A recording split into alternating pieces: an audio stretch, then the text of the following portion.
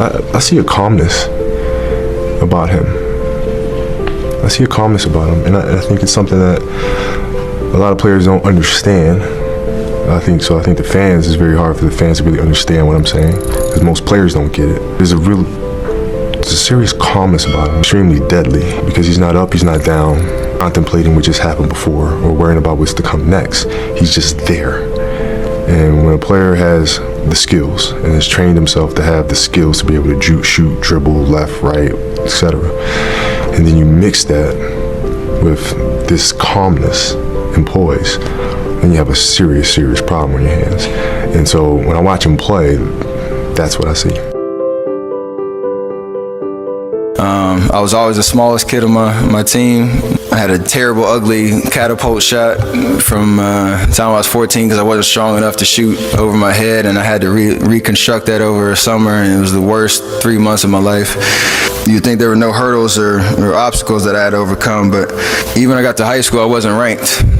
I wasn't ranked. I wasn't highly touted as a high school prospect. I had nobody really running, knocking on my door saying, please, please, please come play for our school, until Coach McKillop called. And everything happens for a reason, and there's a story to everything. And if you take time to realize what your dream is and what you really want in life, no matter what it is, whether it's sports, whether it's in other fields, you have to realize that there's always work to do, and you want to be the hardest working person in whatever you do, and you'll put yourself in position to be successful. Have a passion about what you do, and basketball was mine, and that's what's carried me to this point. I've tried to surround myself with people that push me, that motivate me, that keep me focused, that keep me focused on the right things in this life.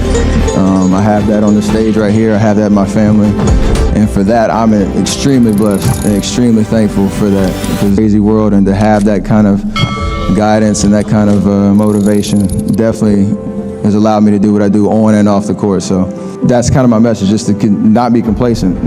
People might have thought I could be back here on the stage, and I try to push myself and try to achieve what could not be achieved, and that's something I'm very, very proud of. Well, for me, you visualize where you want to be and what you want to accomplish, and you kind of get lost in the process of day to day, grinding it out and working, pulling on others if you have to.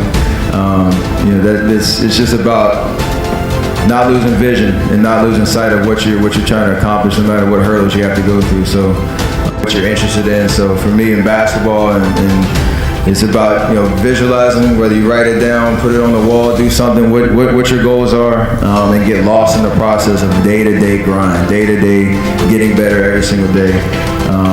Asking questions, aligning yourself with people that have been through it before, that are experienced, and leaning on that advice, and just trying to outwork the next person, and that's the biggest thing. UB on behalf of Stephen to the East Oakland Youth Development Center. Ladies and gentlemen, let's hear it one more time for this year's MVP, Stephen K.